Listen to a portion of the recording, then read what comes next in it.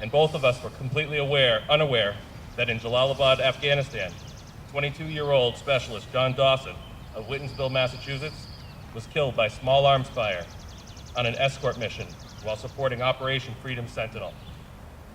Let us remember today Specialist Dawson and all of the other one percenters that have given their lives for our country over the past 239 years. It is our duty to honor them and support them, not just today, but every day. Thank you.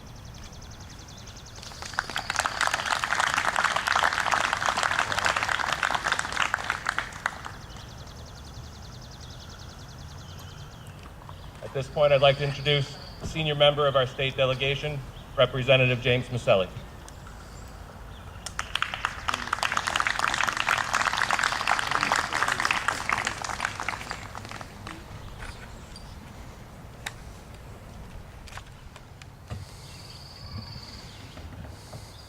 I thought this started at 1 o'clock. Pardon me for being late. Seriously, 3 more months and I'll be able to run through this field here. But anybody here watch the ceremony in Washington last night? Did I see some hands? There was something that was said throughout everything that occurred last evening. And it was the motto that a lot of the young folks, men and women who have been across to foreign countries, use when they're fighting for the United States of America. And if you go outside the chapel, the Naval Academy, there's a large tablet, and it says, "Duty, honor, country." And these folks have done something that's really extraordinary this time. And any veterans who were out there will tell you too. They've gone back for 2 and 3 tours of duty. And during World War II and the Korean War and the other wars that we've been engaged in, folks have enlisted, gone over there, been drafted, went over there and fought on behalf of the United States of America. But as I said last night, it was something to behold watching this show that was coming from Washington, D.C. And it really centered on some of the folks who've lost their lives, some of the folks who've suffered some major, major injuries. There's one gentleman, an officer, who has to be given the start of breathing every day through full physical therapy course in order to get out and encounter everyday things that you and I take for granted. I think I'm trying to be emphatic about. This show was something to behold. It was a real good show, and it talked about, as you see all of the flags out there, the sacrifices that veterans have made, sacrifices that active duty personnel have made. They've even made sacrifices in countries where the people won't even defend their own country.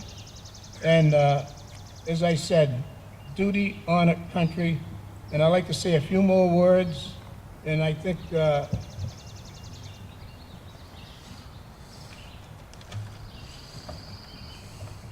America is hope, it is compassion, it is excellence, it is valor. Have you heard that before? And I'll tell you where it came from. And these words first spoken by local Lowell resident and Senator Paul Saunders. It rings truer today than perhaps any other day of the year. We gather today to remember those which there are no finer examples of what America is. Those who served and those who made the ultimate sacrifice in defense of our great nation. And more importantly, sacrifice to keep alive our American dream for a strong, just, and free nation.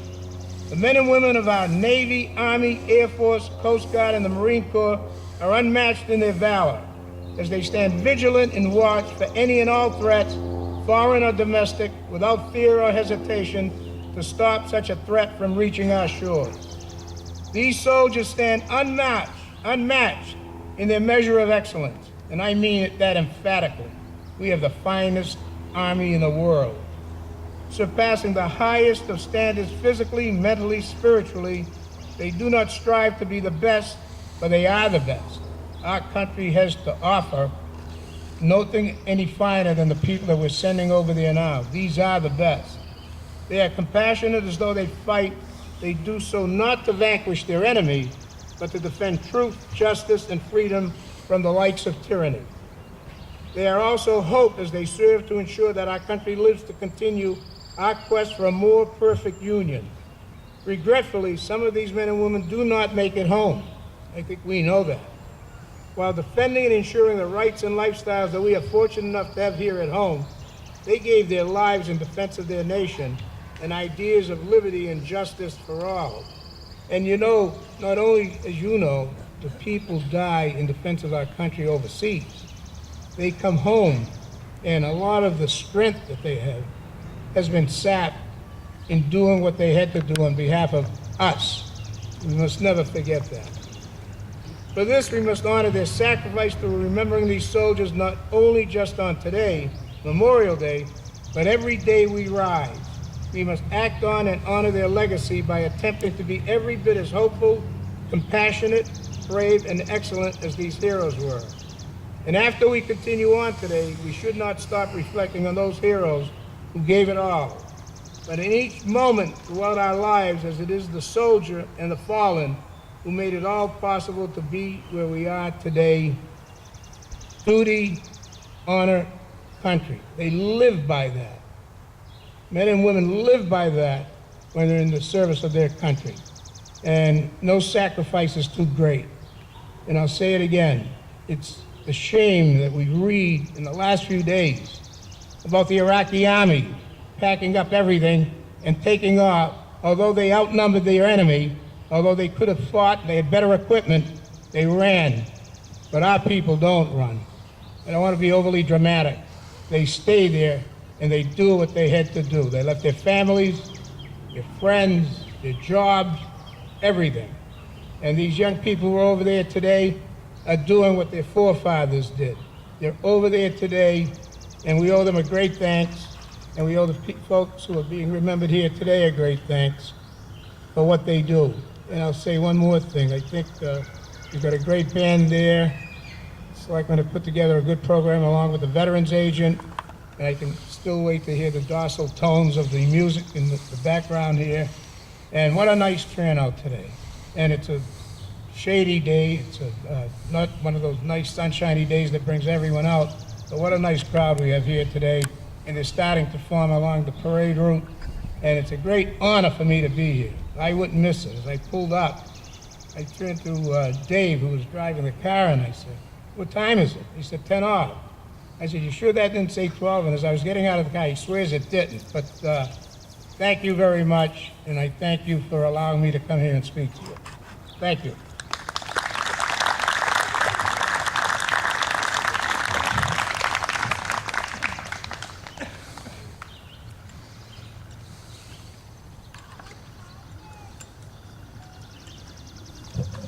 Thank you, Representative Maselli. At this time, I'd like to invite our State Senator, Barbara L'Italian, to come to the podium.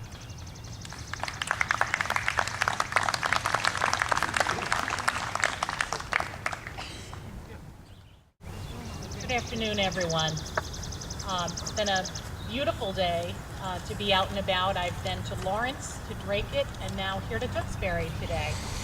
Just two quick thoughts, because I feel as though the state representative sort of said it all earlier. But when I think of Memorial Day, particularly that this is the 70th anniversary of the end of World War II, I think of my dad. My dad was 17 years old when he enlisted in the Navy. He was a naval aviator, and one day he wasn't feeling well, and so he stayed home, stayed on the base. Someone took his place, and that plane never returned. And so when I think of Memorial Day, I think of the brave men that went up in that plane that day and took their part in World War II, and the fact that we had very young people actively engaged in that war and many others. I now have a 17-year-old who's a junior in high school, and when I think of my dad serving in the World War II theater at that age, it just astounds me. But I think of that every year, that my dad was one of the fortunate ones able to come home, settle in on the GI Bill, get a degree that he would not otherwise have been able to, having grown up in a tenement in Lawrence, and then served our country as an FBI agent with a long and storied career. So I think of that, and I also just want to flash forward to today, because in Lawrence today, I had an opportunity to hear Carlos Arredondo speak. And of course, Carlos is the man who was there at the Boston Marathon bombing, was there raising money on behalf of his foundation, and that foundation was in honor of his two sons that were both veterans, one of whom died in combat, and the other of whom served and then ended up taking his own life as a result of the stress of his older brother's passing.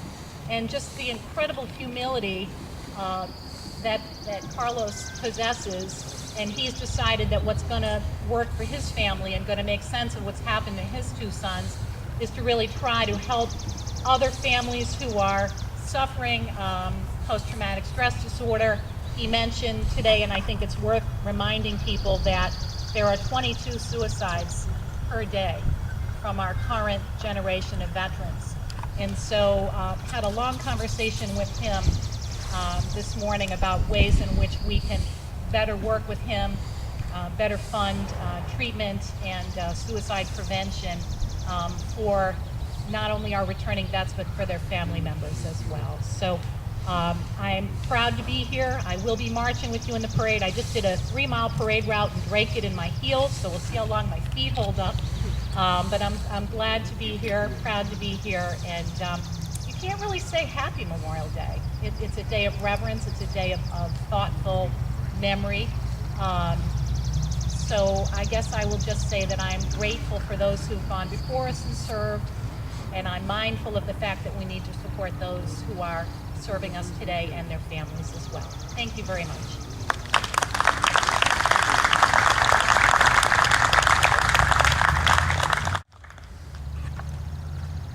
Thank you very much.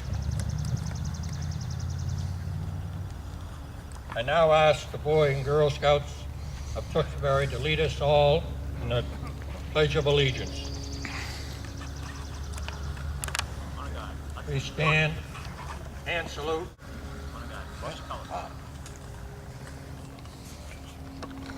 Pledge allegiance to the flag of the United States of America and to the republic for which it stands, one nation, under God, indivisible, with liberty and justice for all. Two.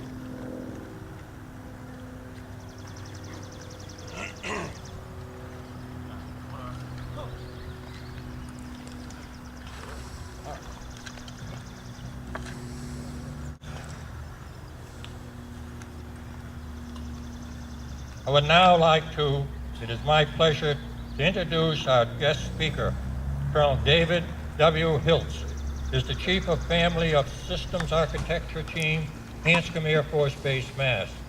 He directs systems engineering analysis and design trades for the family of systems elements, including the new long-range strike bomber. Colonel Hiltz is a distinguished graduate of the Air Force ROTC program and was commissioned in 1987. In early assignments, he served as a program manager in the AWAC System Program Office and as a flight test engineer on numerous aircraft, including the F-22, F-117, and the B-2 bomber. It is now my honor to introduce to you Colonel David Hiltz.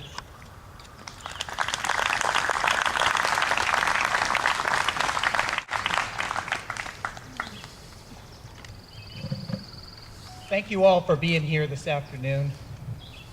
There's a quote that veterans often use, especially on Memorial Day. All gave some gave all. Today we remember those who gave all. They put love for their country, love for their fellow servicemen and women ahead of themselves. I'm honored to join Paul and his other officials today, and I'd like to thank your 4 veterans groups, your Patriotic Activities Committee, and Lisa Downey. Each year they make this day special for friends and loved ones, for our heroes that were left behind. Heroes like Marine Captain Richard Morin from Tewksbury. He graduated as the outstanding ROTC cadet in his class at Holy Cross. He left behind his wife and 6-month-old daughter when he deployed to Vietnam. Captain Morin's aircraft failed to return from a combat mission. His jet is yet to be found. At just 24 years of age, he was the oldest of the 7 servicemen that Tewksbury lost in Vietnam. Like our veterans here today, they answered the nation's call to duty. Today we also remember the 6,835 other men and women in uniform who have given their lives on the battlefield since September 11th, 2001.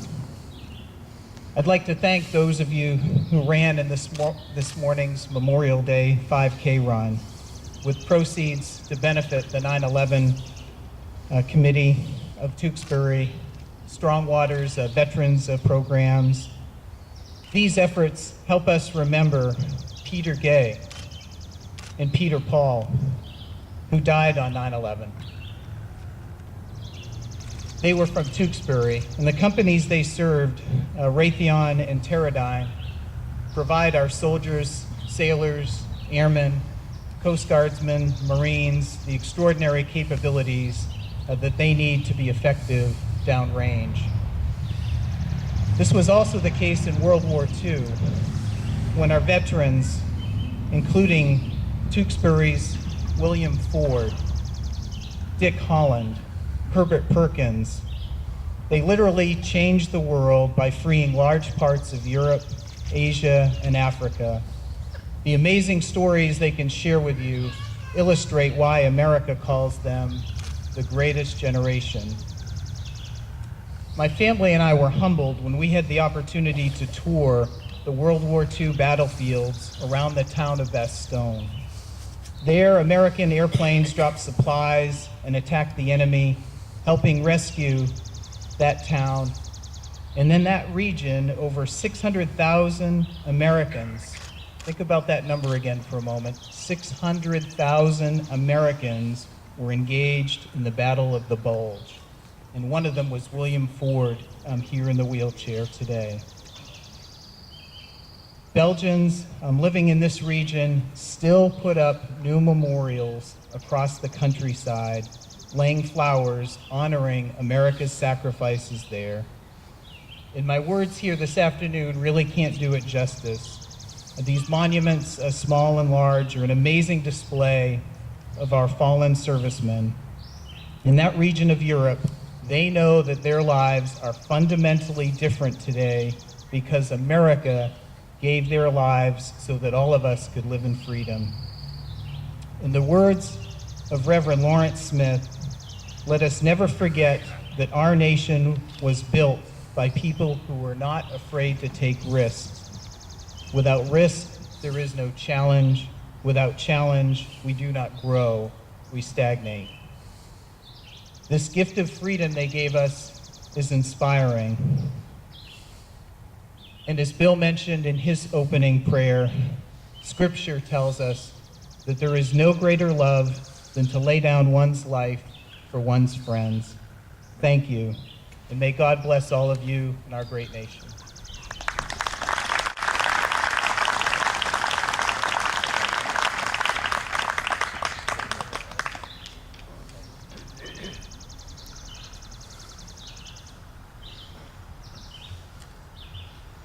And now I ask Tom Barry, Disabled American Veterans Chapter 110, to lowering the flag at half-staff.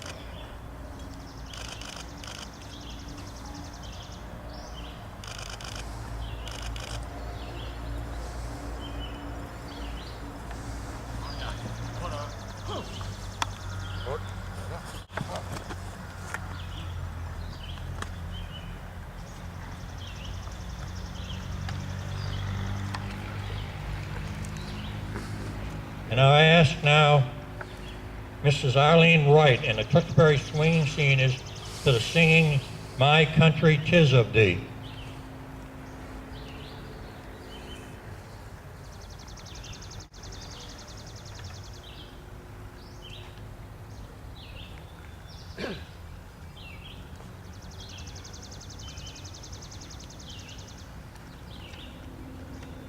My country 'tis of thee, sweet land of liberty, of thee I sing.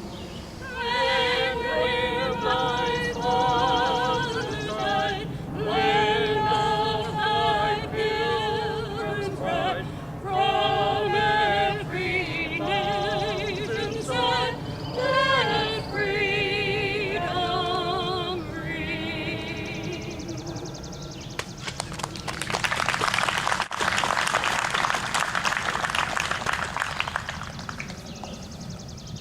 Thank you, Mrs. Wright. We appreciate it. And now I ask representatives of the VFW, DAV, American Legion, Korean War veterans, and all veterans who will present flowers to honor our deceased service members and salute our comrades. First, I ask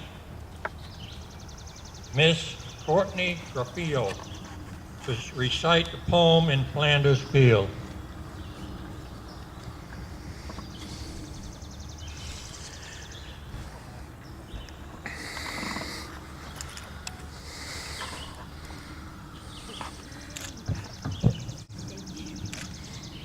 In Flanders Fields by John McCrae.